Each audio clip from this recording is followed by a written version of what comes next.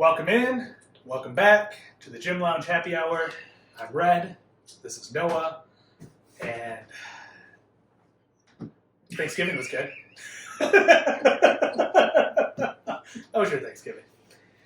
It was fine. I slept most of it. Yeah, I saw that on Brittany's Snapchat. Oh yeah, freaking putting my shit on blast. So you had to take a nap in the middle of the day, so how's the sleep apnea coming? It's good. I actually didn't feel like taking a nap today, which I thought was like, usually get tired around 2 or 3. I did not get tired today. Strange things happen when you maintain your CPAP. So, for those that don't have the apnea yet, because everyone gets it at some point, just whether or not you get diagnosed. Oh my god, we got customers.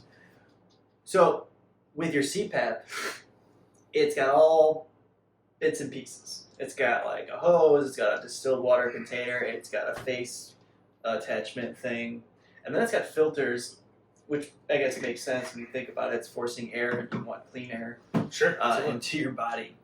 And you're supposed to clean all these parts and pieces every like 2 to 3 days. Not saying it's a big deal to actually clean it, it's just baby. I know. Fucking I'm already irresponsible as it is. Now you're gonna give me something like that? I barely shower daily.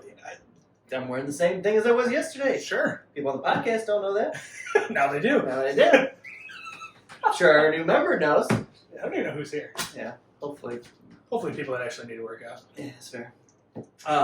So it's not convenient. And I tell myself all the time, like, oh, you gotta clean it.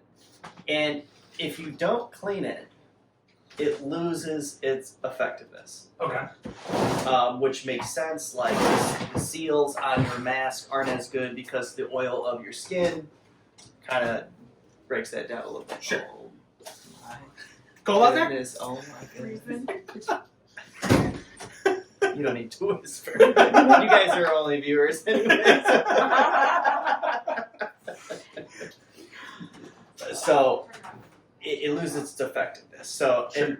and to that point, I've been complaining to myself and other people that the sleep apnea, the benefits have plateaued from using the CPAP. Okay. And that's probably because I'm not cleaning it as often. They do make automatic cleaners. Okay. I think it's like $200 or $300, but at this point, it might be. Wait, so you like attach this to the... I just know they exist. I know nothing about them other than the cost and that they exist. So I should take some casino money and put it towards some CPAP money.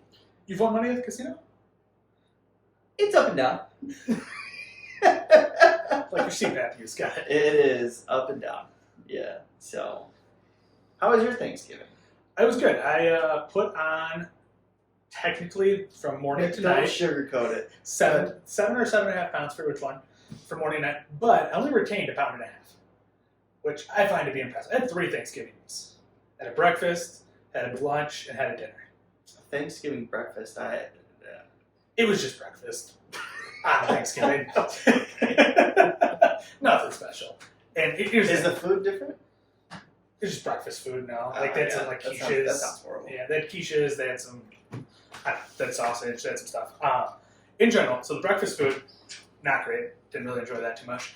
And then my food for lunch. This is gonna sound crazy to most of you. There's no gravy. And Thanksgiving with no gravy. with no gravy. Yeah. That So sounds like the driest meal I've ever had. it was. I was downing water to get it all down. The sweet potatoes were great. They didn't need gravy. Stuffing needed gravy. Mashed potatoes needed gravy. Turkey needed gravy. The ham was decent. Okay. The desserts were subpar. At no fault to the host because they just got them from somewhere. That's what they prepared. So that was not great. My third Thanksgiving was there was gravy, and it tasted like Thanksgiving should. Because once you throw gravy on everything, it tastes great. That's so true. Yeah, it doesn't matter what it is. You throw gravy on it, it's gonna be better. I only had one average size plate for Thanksgiving. Really? Yeah. I went up twice for the breakfast. I went up twice for the no gravy meal. grabbed What? 2 desserts. That sounds you just a glutton for punishment. When I went back up though the second time, I learned my lesson. I grabbed a tiny little bit of stuffing. The stuffing did taste okay without the gravy. I could manage it. Grabbed sweet potatoes and grabbed ham. Did just turkey and mashed potatoes. So I knew what I was doing the second time I went up. That's fair. The Thanksgiving dinner, there was one plate. It was one and done. I was full from the lunch still. Because like we ate the midday meal at like 4 o'clock, and then the second meal or the last meal was like at 7. So still feeling pretty full at that point. But no, only retained 1.5 pounds, and then I ate like shit the rest of the weekend, and I only gained another 0.1 pounds because my body is amazing. Your body is something. It's an enigma. It is. I think actually I might have been up another 0.1 today, so maybe I gained in total from Thursday to Monday. I put on 1.7 pounds. Everybody I gave Sunday weigh-in check-ins. No one did them. No, That's the person. That's amazing. Shit, that's funny. So no, Thanksgiving was good.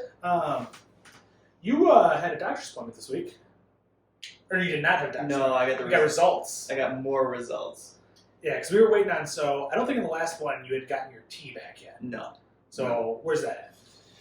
Total testosterone was at 250, which the low end of the scale or the range is 300. So that's still low. And the range is probably up to 900. Yes. Like it's a massive range. And to be fair, it's for 19 to 39-year-olds, which a 19 and a 39-year-old is in regards to T aren't related. No. Like No, they should not. That should not be the range we're using as a reference Right. range. The second part of the testosterone, so you've got your total testosterone, and then you've got your free testosterone, which is the free testosterone is kind of the more important one in terms of what your body can use of that total testosterone. The body cannot use all of that total testosterone. At this point, I wish it could. It would be helpful. Sure. But that came back in the lower end of the normal range. The normal was what, like 45 to 250? Yeah, and we were at 75. So, I mean, yes, it's in the normal range, but it's still fucking... If the high end of the normal range is 250, you're hitting what's that, a quarter, basically? You're about a quarter of what the max end of the normal range is. Well, I mean, so what is it? It's 200 for the entire range between 45 and 250. Let's say 50 and 250. That's 200, and I'm, what is that? 30 away. Yeah. So I'm fucking 10%, 15% Into the range. Yeah. into the range. The bottom 15% of the range. Sure.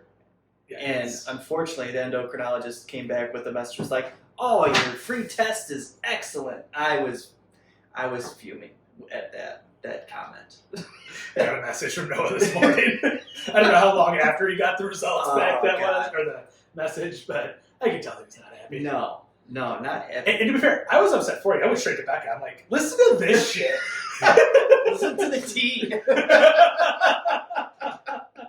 And then we had a 30-minute discussion about how doctors suck. Yeah. And Becca, like, And she's super. She seems super nice, and sure. I don't know. I'm sure there's a lot more to it. It's a lot more complicated with insurance companies, right? Yeah. And I don't know how the range is calculated, but I mean, I'm sure the insurance is going to tell me to kick rocks. This is normal. And then, so like, you're kind of limited on options at this point. Like, you could try to push back on the doctor, but to your point, if insurance says no, doctor's not going to prescribe it. Yeah.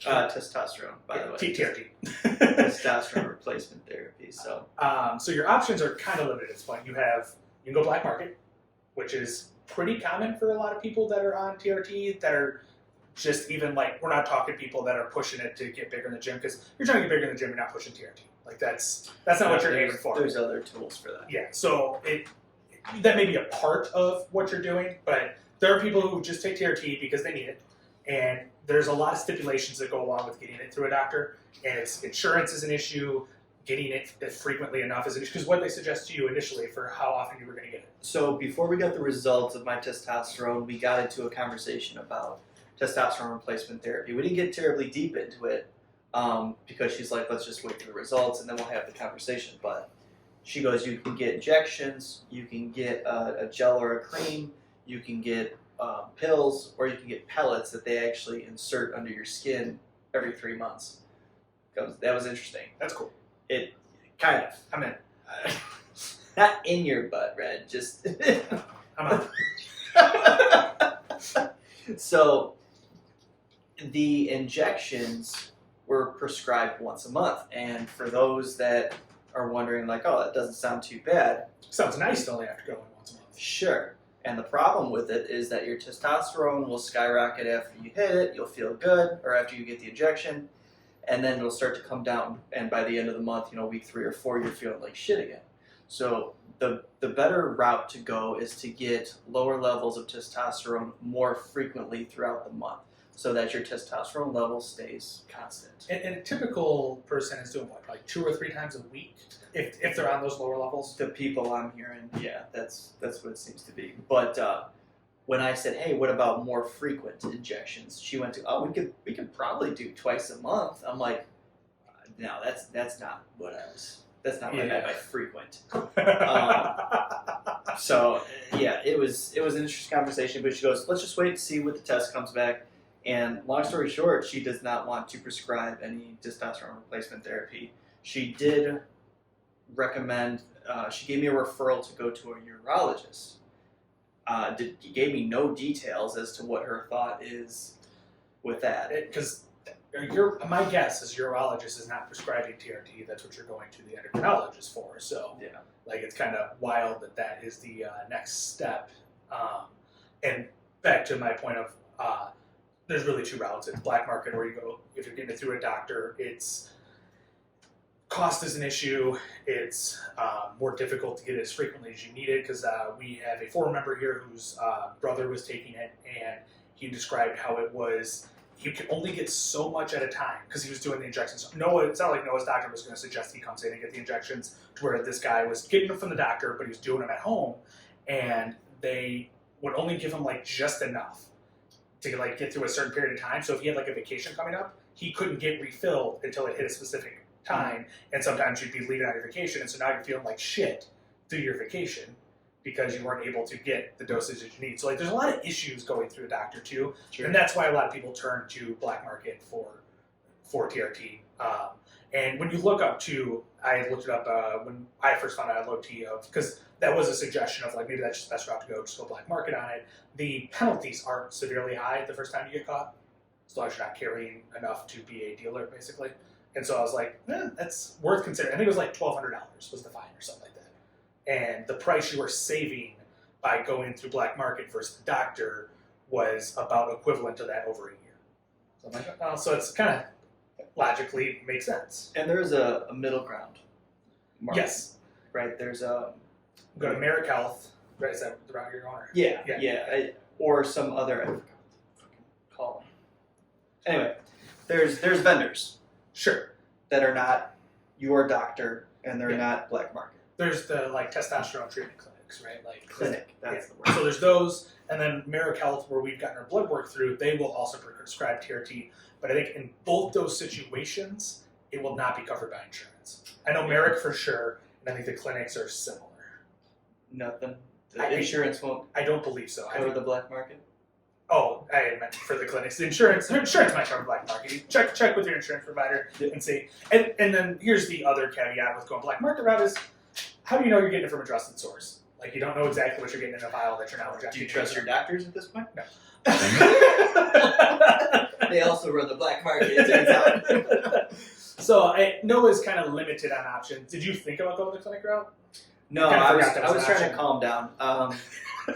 Because I want to respond to the doctor, and I want to give my 2 cents in a polite manner Sure. to see if anything changes. I don't think it's going to change, Sure. but at least maybe I get some more information. Like, what is your thought with their urologist? What are we looking for here? And to your point, not that this is exactly the same, but like I've heard multiple times that like if you're in a doctor's office and they're refusing some sort of service to you, that you say, hey, I want it noted in my chart that you're refusing to provide this for me, and a lot of times then they'll give it to you. I don't think it's the same thing. We're talking like getting like an MRI or a scan or things like that. If they're like, hey, you don't have that problem, and you're like, I think I might have that problem. You say that, and once they have to do that, they're like, well, fuck, I'll give it to them then. And I don't think it's the exact same situation, but even still, having that conversation, now you have documentation of like, hey, we've had this conversation, and this is the reason they didn't provide it. To where if you ever have some sort of complication later, you could go back and be like, well, this is what the doctor said. It's interesting you say that. Is that part of the reason she said excellent free testosterone? Maybe, because in no way is that excellent. I don't know how you land on the word excellent. I'm trying. So, I mean, so you break down that range. Let's say the high end of the range we said was 250, right? So you divide that by 39 years, and you're 32. So realistically, you should be at like 205. I guess if you want, just average it out like that. Sure, but realistically, it probably goes down a certain amount as each year. You know, so here's my other issue too that I was thinking about. My first test, I got at 1 p.m. Oh. It was at 200. So you're feeling more and more like shit. What happens to my free test throughout the day? What time was this test? Both the last two tests were at 8 a.m. And which was at 2:40. Was there a free test on the one before this one? I believe so. And that was low then, and now it's come up? I can check. Because I feel like you wouldn't have got referred over. I don't know. Maybe your PCP is like, hey, total test is low and doesn't know enough about it, refers you over, right? Not paying attention to the free and test. that guy was great. He was giving me kind of anything I wanted, which is nice. I need to find something like that. Yeah. No shit. So with that in mind, like, if your free test improved, I guess your other option is to look at diet and things like that to see what happens. So no, you got nothing there. And I thought it did. It did. It had it on there because I remember we were looking at it because it wouldn't compare to your. Because here's the other issue with free test is there's multiple equations that different labs use to show what the free test is. And so when we first got our lab work done, there was one test they used. Him and I had the same, and then his doctor used a different one for free test, and my doctor used a third one for free test. So like you can't even compare most of these results. 60. So it went up by 15. It did. But you were in the normal range. Yes. So this is interesting, and I hate to even admit this. Does it have anything to do with me not eating steak or the saturated fats? That brought it up. Yeah. Awesome. Hey, so there's a lot to diet and fat on your body being an issue with testosterone production. And the fat on the body is kind of one we talked about that earlier of like, is that a causation or correlation? You know, are overweight people just eating a lot of fat already? So are they going to have lower tests? And it's more about the diet and less about your body weight. I don't know. I don't know enough about studies, but yeah, I mean, there is a diet. I mean, mine fixed with diet alone, but I also dropped 20 pounds. So how much was due to weight? How much was due to diet? Yeah, and then it's to go back to the response from my endocrinologist. Her suggestion outside of going to see the urologist was avoid drinking and continue CPAP use. So there is a correlation to sleep apnea and testosterone levels. And they've not found any sort of causation, right? The relationship's not understood completely. Yeah. According to the endo, if you have sleep apnea and it's not being treated, you have low T. And I'm like, okay, all right. And I've already mentioned that my CPAP effectiveness could be better. The drinking, I probably misrepresented. If you get drunk once a week, is that enough? Because how long does that linger? Because like we've talked about the weight gain from drinking can last 5 days, and so does it impact your test for just as long? I have no idea. Yeah. So there's that side of it, and then now that I'm thinking about it, so your free test was 60, which is in range. So low end is 40 something, and you went from 60 to 75.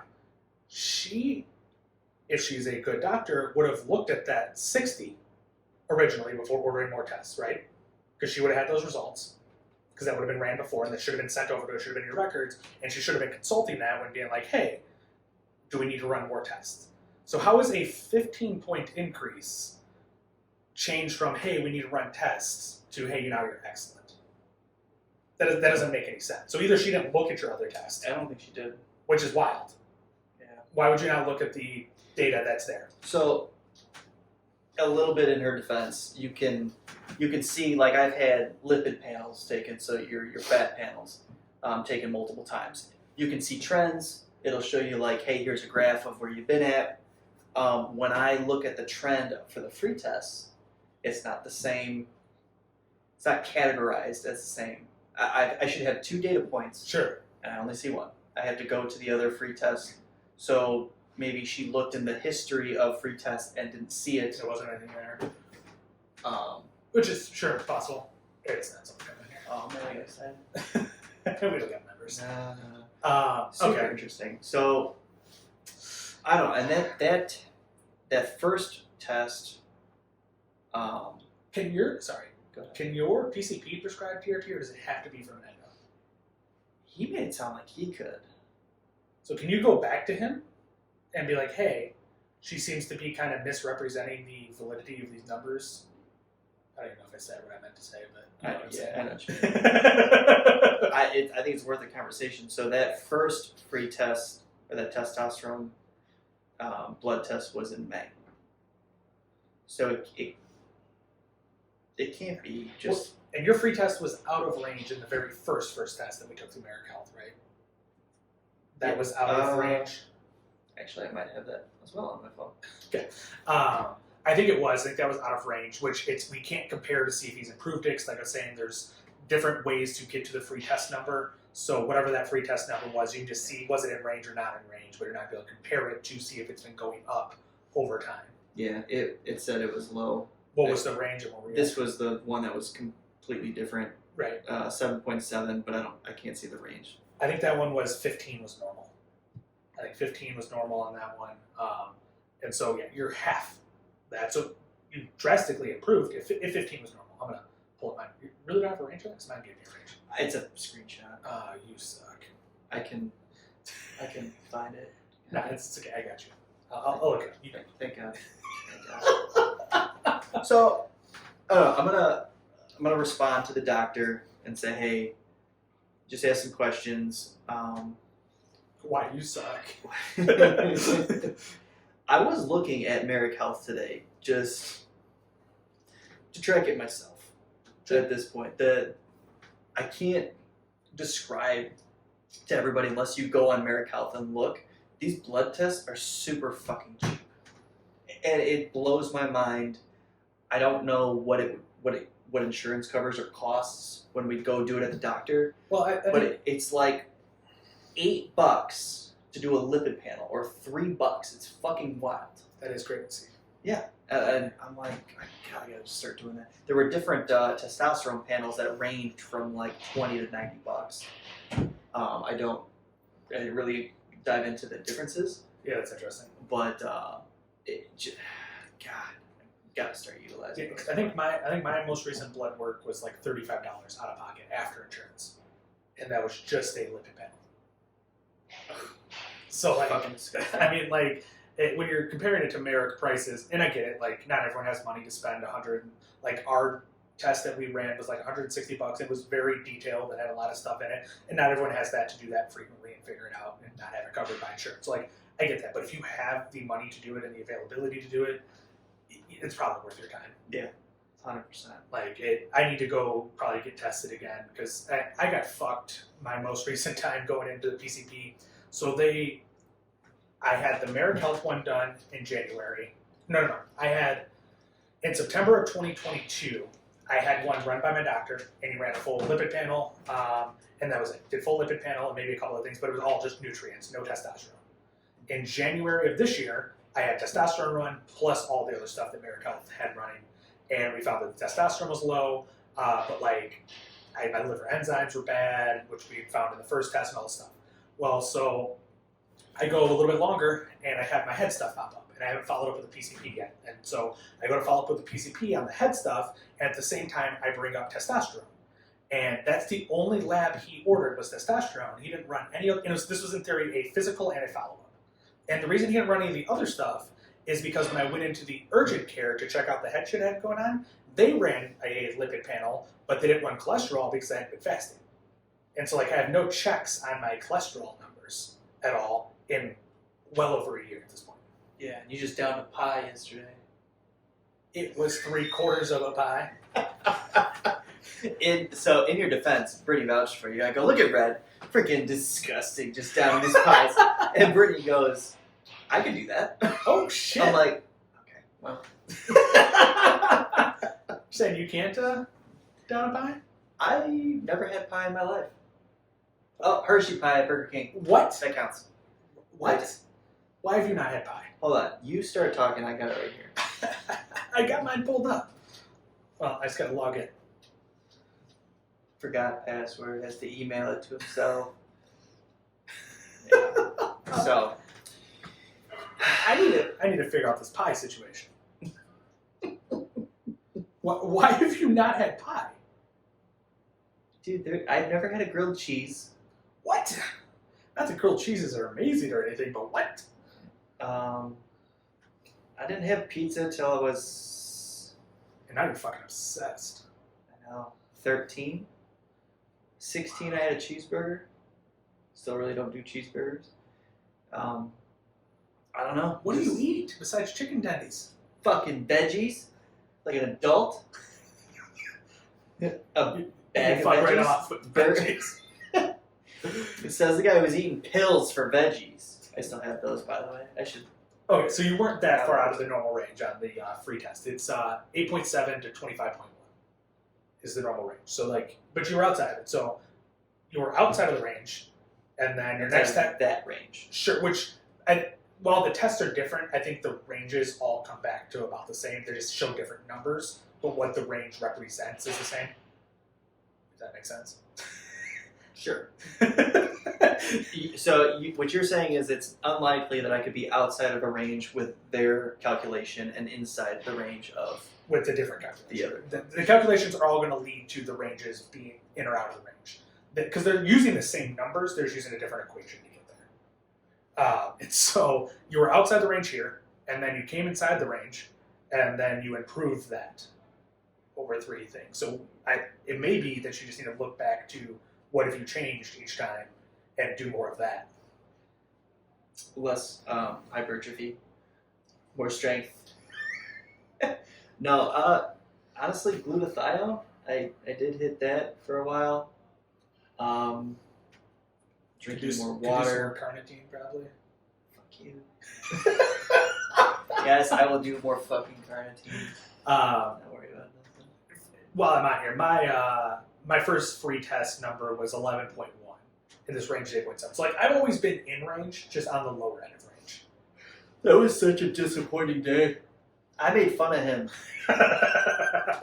From the time he got his test result, I made fun of him until I got mine. Which is like a week later.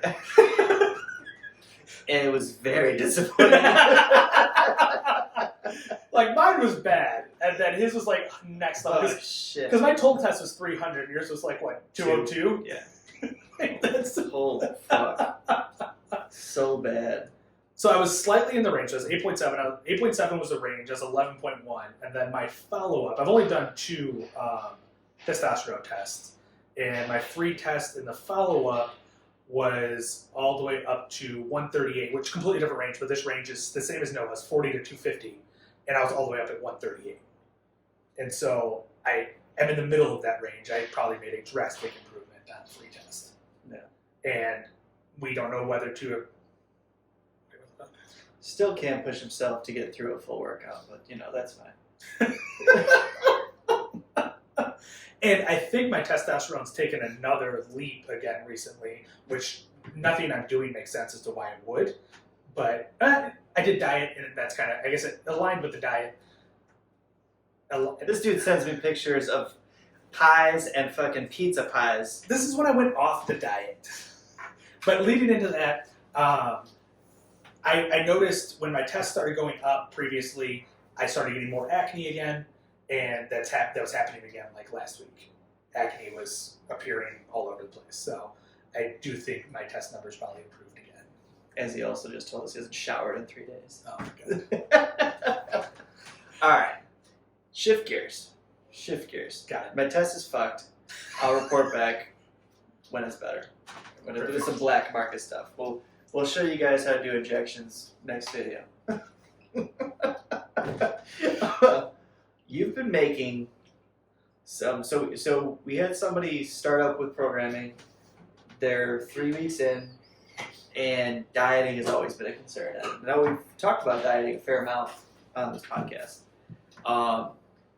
Their issue is getting enough protein, along with kind of a lot of other people. You know, they struggle to get protein. He's got no problem downing a bag of Reese's, but you know, we'll leave that one alone. Red's been making some food substitutes that are protein packed, and so far everybody who's tried them seems to really like them. Are those food substitutes convenient enough that other people could likely make them in kind of food prep form for themselves? I think it depends. Like there's stages to it. Like, so the two main things that I made in the last week were bagels and an Oreo pizza, protein Oreo pizza. And the protein Oreo pizza, I would say, isn't crazy labor intensive, but you're probably putting 25 to 30 minutes into the actual making, maybe closer to 20. And what are the macros for that? The whole pizza, I think, was 90 protein, like 10 fat, and I think 30 carbs or somewhere in that range for a good portion size. I think a normal person could eat half of it and feel okay about it. I mean, if you broke that into 3 days, it's 30 grams of protein a day on this meal, and it took you 30 minutes-ish? Somewhere in that range. It's got to cook and things like that, but the actual prep time, we're probably talking 20-ish minutes. I was also making the bagels at the same time I was making the pizza, so it's kind of tough to like really guesstimate, but I think it was about 20 minutes of just making it. To where then the bagels, I would say to make 8 of them is about 30 minutes of prep time as well. I actually have a time on that. Me by myself making 8 of them took 30 minutes. Those were 15 grams of protein, 70 grams of carbs. So those are kind of targeting a different person. Like if you're struggling just to eat in general, those are probably a good one for you. If you're struggling with protein, probably not the best. But I am making some tweaks to it. We may get that protein number up and get the carb number slightly down. So we'll see. I'm probably going to try those again tomorrow. Good. But we are curious, are those something that someone would make at home and that is sufficient for them? Or if we provide them here for sale, is that convenient for people? Like, we're trying to figure out where everyone's at, because there is time where we can make some of these things and provide something. And it's not like we're going to be having a full kitchen in here or anything like that, but we can provide a certain amount of things, and if it makes sense for people to hit their macros better. And we're trying to dial in what makes the most sense, and I'm going to keep cycling through different things. Like with that Oreo pizza, almost the exact same crust, you can make a regular pizza. Now, obviously, the macros change drastically. It's just on cheese and toppings and shit on there, but it's still going to be pretty fucking high protein. Yeah. And so, I think half of those protein pizzas, the regular pizzas, were like, with just the cheese pizza, I think those were 50 grams of protein, and Becca could do a half. That's good. Yeah, so like for a woman to be able to get 50 grams, yeah, in one sitting. Yes. Fucking awesome. So like those were pretty solid. I got to look up that recipe again. That would probably be something we wouldn't provide here, but again, it's 20-ish minutes to prep. You're not taking a lot of time to prep these, but not everyone has 20 minutes to prep a single meal. Yeah, I'm struggling, right? There's people that sign up for the gym and then they want to do the bare minimum, then they can't even get in to do the bare minimum. And if you don't have time to get into the gym, to your point, you don't even have time you're not making time. It's not that you don't have time. I had a baseball coach that says there's no such thing as lack of time, only lack of time management. That's bullshit. And like, if you don't have time to prep things yourself, buy shit that's convenient. Buy shit that's already made. And it doesn't have to cost a lot of money either. There's like these protein bagels, it's Greek yogurt and flour. Yeah. Like Greek yogurt, yeah, is not the cheapest thing in the world, but it's not crazy expensive, and flour is dirt fucking cheap. Right. Like I think you can get the cost of those down to under $1 per bagel. And so like that's, again, short time frame. Now, if you're going to go buy a bagel at the store, you're going to get less protein from it, but it's going to be more convenient, but you're probably paying $2 a bagel. Sure.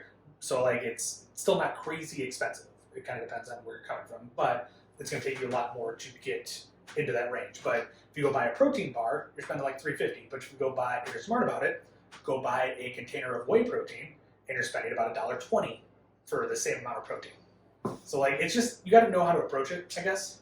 And back to this discussion about time, we have the same client that's 3 weeks in.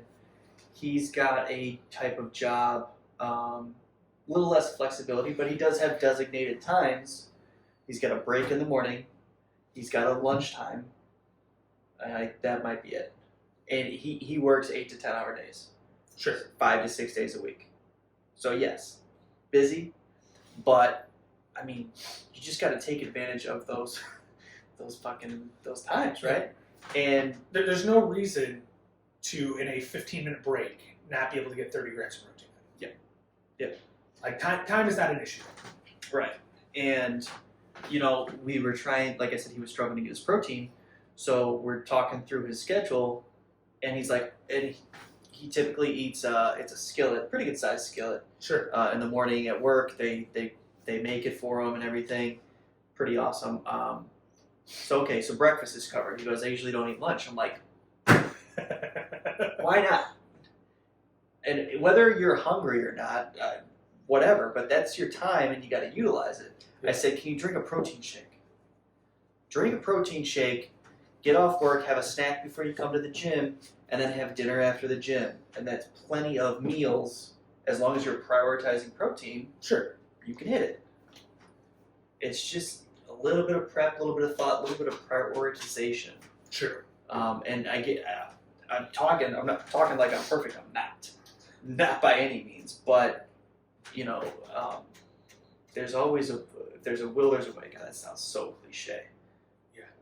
No, so let's throw in the next one. You can't make time. Time's not made. You just gotta find it. Did you just make that up? I've never fucking heard that. Because you never know, because you can't create time. So it's not making time, you're finding time. Yes, blew your mind. God. I feel like you just took my time management quote and just reworded it. Jesus Christ. If you can find the time to prioritize the gym, you gotta find the time to prioritize the kitchen. You do. Because the only time that does not 100% matter as much is if you're trying to strictly just lose weight. You don't care what you look like. You just want to get the weight on the scale down, and you're an undereater. Then you probably can get away with whatever the fuck you're doing. Yeah, you're not gonna look healthy. Good. You're not gonna look good. Yeah, you're not gonna look good, and you're, to your point, not gonna be very healthy probably. But if weight on the scale is what matters to you, then you could get away with that. But if your goals are strength gain, to look better, to look more toned, to put on muscle, like any of those things, it's kitchen. And that's almost arguably the first step. Yeah, absolutely. Because you're almost just spinning your wheels, wasting your time in the gym if you're not hitting your macros the way you're supposed to. And I mean, I don't know how you feel, but like, bring food to the gym. Yep. If you make it into the gym, dude, think about the number of times you guys all gave me shit for the stuff I would eat in this gym before I'd work out. I'm all about bringing food to the gym. I'm trying to give you shit right now, but I typically used to show up with a fucking steak and then 3 servings of vegetables in this platter that's like this big with no lid. I know Adam used to. Yeah, Adam hates the no lid. Psycho. I would come in here with oatmeal. I would do cereal. I'd drink a protein shake before I lifted. Like, just eat while you lift. Yeah, and that's a good time where it can be a little bit kind of shittier food. Sure. Right? If you eat a Rice Krispie treat, for example, right before you work out, your blood sugar is going to spike. You're going to use that as energy in the gym. That's not. It's not contributing to your micronutrients, but from a macro standpoint and from a lifting standpoint, that's an opportunity. And it's actually better because if you're trying to eat oatmeal right before you start lifting, you're not going to get that oatmeal as energy for about an hour to an hour and a half. And so if you're in here getting 3-hour lifts in, then sure, it's gonna hit perfect timing. Remember those days? Yeah, 4-hour lifts, whatever. But so if you were eating right before you lift and you're thinking that is energy, sugar's your friend. If you have time and you're hour and a half before you lift, then you're looking for a more complex carb. You're looking for an oatmeal with some fat in it. You're looking for some rice with some fat. You're looking for potatoes, more pasta, more complex situations. Yeah, and I mean, your drive to the gym's not very far. Mine's a half hour. That is plenty of time for me to eat something. Sure. And I know some people. My wife doesn't like to eat right before the gym because she feels a little nauseous. Sure. I get that, but I don't, but like I understand the words. Gotcha. I have no relating to that at all. Right when you get in the car, it's a half hour drive. Then you got to warm up. You're not doing anything like intense for 45 minutes to an hour. Yep. That should be time for your stomach to calm down or whatever the fuck is going on. Sure. Um, And if you are sensitive like that, like your stomach's sensitive, yeah, maybe you don't down a protein shake right before you lift. Sure. Like you be wise. You don't eat 6 donuts or whatever it is that day. you did that. I was doing a donut a day. Yeah. Yeah, that was you. Donut diet. Oh my god. Yeah. So if you gotta be more conscious, but there's still ways to eat and get food in. And a go-to for a lot of people, if you have carbs left in your macros, have like a sweet snack to eat while you lift. Yeah. It's going to get you continually get that sugar into your system to give you continual energy. Like those little peach things seem crazy popular among powerlifters. The peach rings? Nope. No, you don't know what I'm talking about? They're like Nope. circles. They're covered in sugar. Not at all. They're For free. whatever reason, my mind went to Capri Suns. Don't think that's what you're talking about. It is not. But Capri Suns, fucking phenomenal. If you're looking for a drink, if that's more your go-to, Cluster Bomb. Red Gun makes Cluster Bomb, which is a intra-workout carb, which it's 100% designed to be fast-acting and get into your system. When we didn't have AC here, and I was 3.5-hour workouts in the summer, I would sip that through a workout to try to get me through it, and it does make a difference. Before I had it, like I felt like I was dying, and when I started drinking it, I still felt like I was dying, but less. Yeah.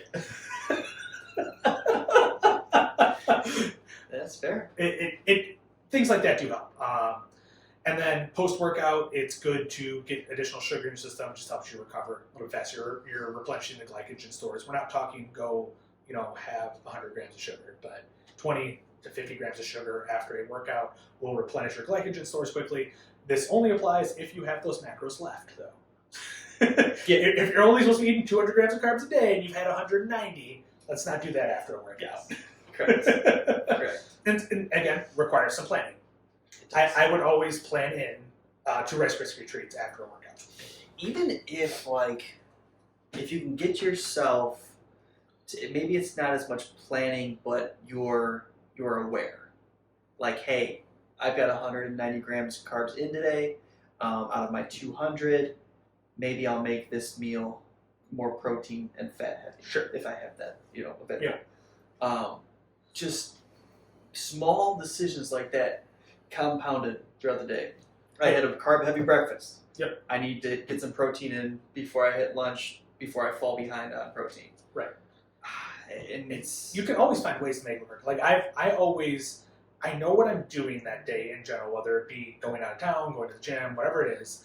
And if I am going out of town and I know I'm gonna have to eat out for most of my meals for that day, I'll generally have a super protein heavy breakfast, because when you're eating out, you're gonna get a lot of carbs and you're gonna get a lot of fat, and you're gonna not get a lot of protein. Depending on what choices you make, you can find a way to make it happen. But I will make that decision in the morning to go mainly protein, knowing that the rest of my day is going to be shitty food, and still try to hit my macros that way. And we're not asking people to be 100% perfect all the time, but if you have frequent times where you're going to be out of town or traveling or working and you need to eat out, plan your breakfast better. Like there's ways to, and honestly, for me, normally I don't even necessarily go protein heavy for breakfast. I normally skip breakfast on those days because I know I'm getting a lot of calories by eating out. Yeah. And if you really want to get into weeds on things, generally, if you're a good eater and you're hitting your protein numbers well, like for me, my protein's supposed to be 225, but I could get away with eating somewhere around 180. Like that's fine for me. And so I'll start doing the math where protein and carbs are both 4 calories. So if I am really low on my protein, but I'm higher on my carbs, I try to even those out and get closer to those numbers, if that makes sense at all. Like if I'm supposed to have a combination of if in the day I'm supposed to have 225 grams of protein and 200 grams of carbs. Let's make that easy. Let's go 200 and 200. Okay. So I'm supposed to have 400 total carbs and protein. Okay. And when we're talking calories, those are the same. Okay. There's no difference when it comes to calories. Okay. So if I get into the day and I'm at 180 grams of my 200 on protein, but I'm at 220 on my carbs, I call it even and call it dead. Okay, from a caloric From a caloric standpoint, I don't try to push that protein up because I at least hit a bare minimum that I needed to already, and I don't want to push my calories too high because I try not to put on weight. So like if you want to get into the weeds, you can do things like that. I factor in my fats into that too because I know the numbers well enough that like I can do that. I'm not expecting most people to know that, but carbs and protein are an easy one to they're a 1-for-1 swap. Sure. And that's simple and easy to do.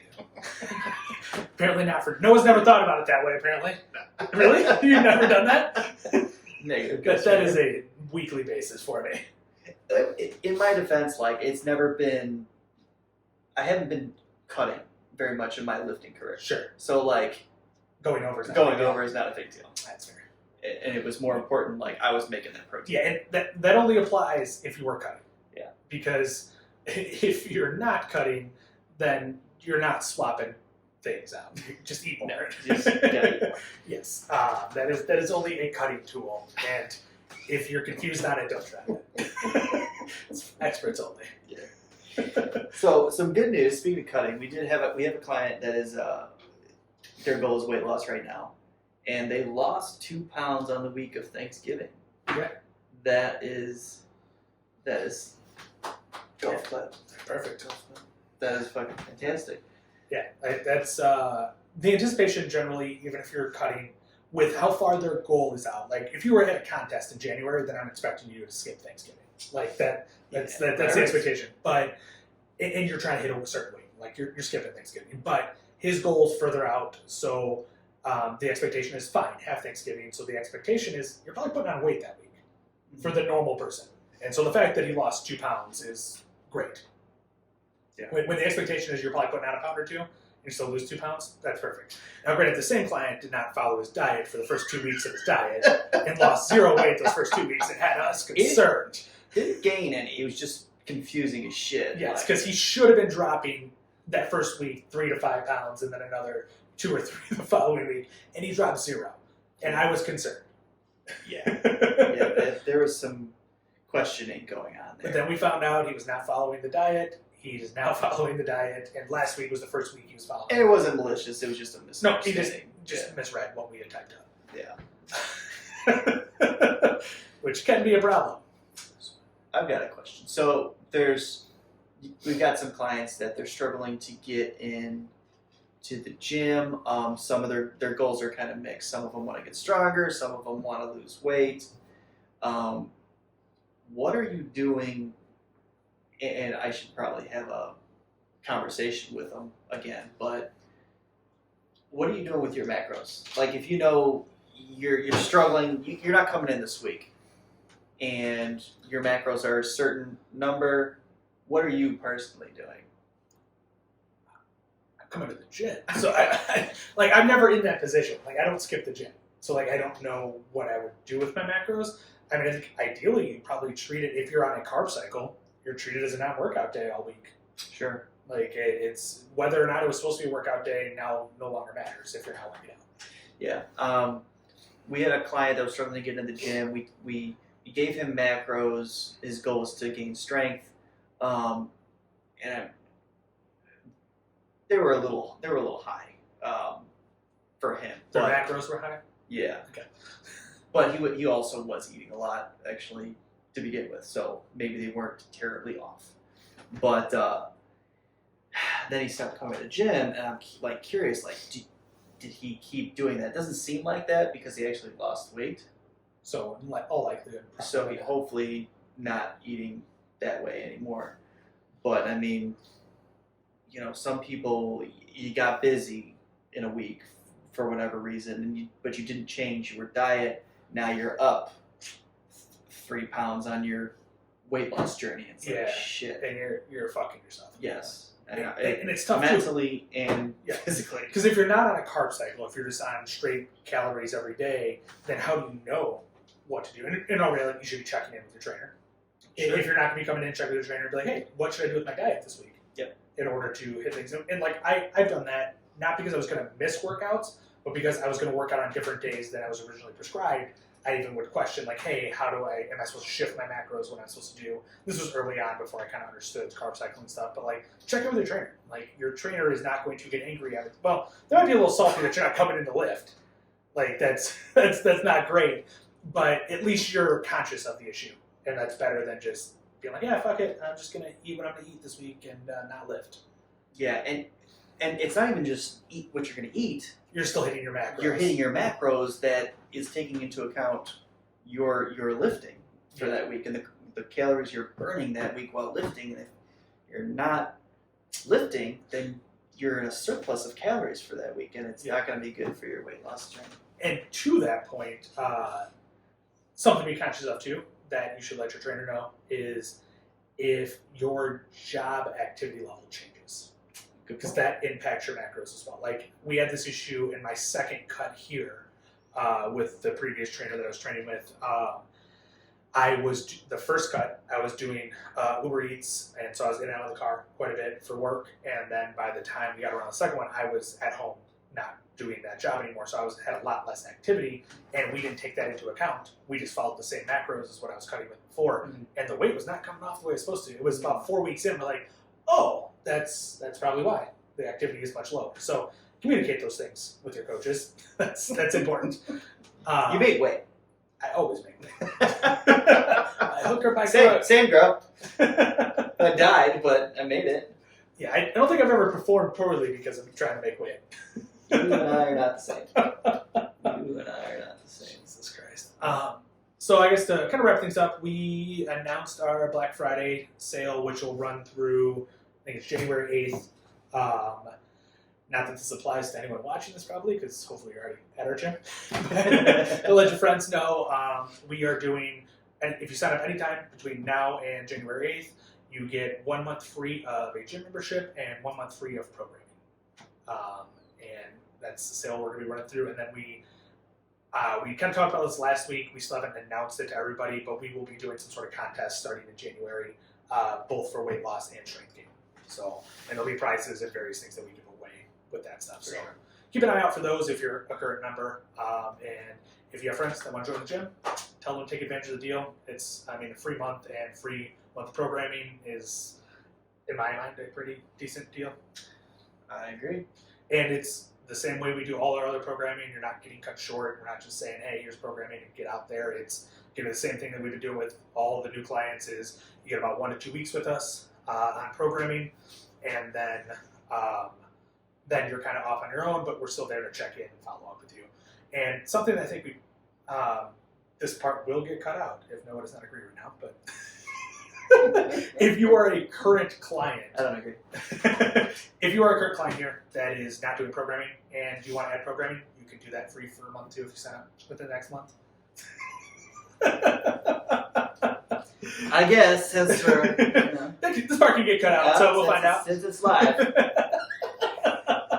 think that was just an oversight on our part that we don't. Most people that are here are doing programming. Sure. We have very few clients that are not doing programming with us. So. And the clients that aren't doing program, they're pretty committed to whatever they got. Exactly. So in all likelihood, this won't be applicable to most people. But if you do want to do that by all means jump in. We would love to train more people.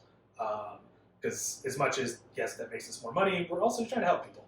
Yeah. And we would like people to hit their goals. And if you're just out there wandering aimlessly or following some app that isn't really catered to you, there's a chance you're probably not going to hit your goals as easily. And we would like people to walk through the door to get results and hit their goals. Absolutely. Yeah. But until next time, guys, thanks.